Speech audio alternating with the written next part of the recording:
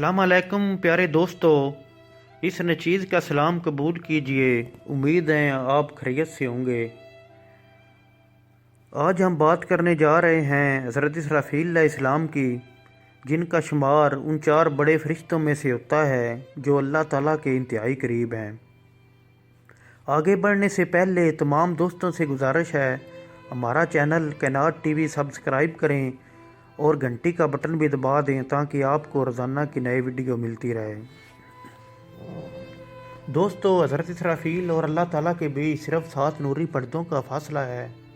आप सल्लल्लाहु अलैहि वसल्लम फरमाते हैं, अल्लाह ताला के करीब सबसे पहले हज़रत इसराफील हैं, फिर हज़रत जिब्रील, फिर हज़रत मिकाईल और फिर हज़रत इज़राइल हैं।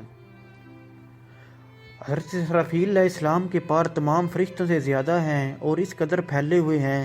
इनका एक पार मशरक़ में है, दूसरा मगरब में, तीसरा इन्होंने अपने सर पे ढांप रखा है और चौथा पार 7वीं ज़मीन के नीचे है।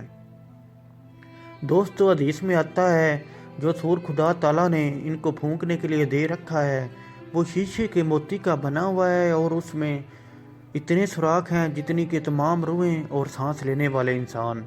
एक सुराख से एक ही रूह निकलेगी, एक सुराख से 2 रूहें नहीं निकल सकती। वो इस सूर के दाने पे मुंह रख के बैठे हुए हैं।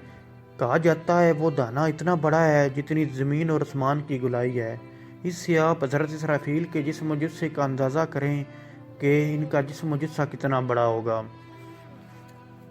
ये अल्लाह ताला की तरफ मुंह करके बैठे हुए हैं। जिस वक़्त अल्लाह ताला का हुक्म होगा उस वक़्त हज़रत इसराफील अलैहिस्सलाम सूर फूंक देंगे और पूरे आलम में क़यामत बर्पा हो जाएगी। दोस्तों, इल्म के इजाफे के लिए मैं आपको बताता चलूँ कि हज़रत इसराफील अलैहिस्सलाम फरिश्तों में से वो पहले फरिश्ते हैं जिन्होंने हज़रत आदम अलैहिस्सलाम को सजदा किया और अल्लाह ताला की तरफ से इनाम पाया। दोस्तों, इनाम ये था कि अल्लाह ताला ने हज़रत इसराफील के माथे पर कुरान मजीद लिख दिया जो रोज़े क़यामत तक कायम रहेगा।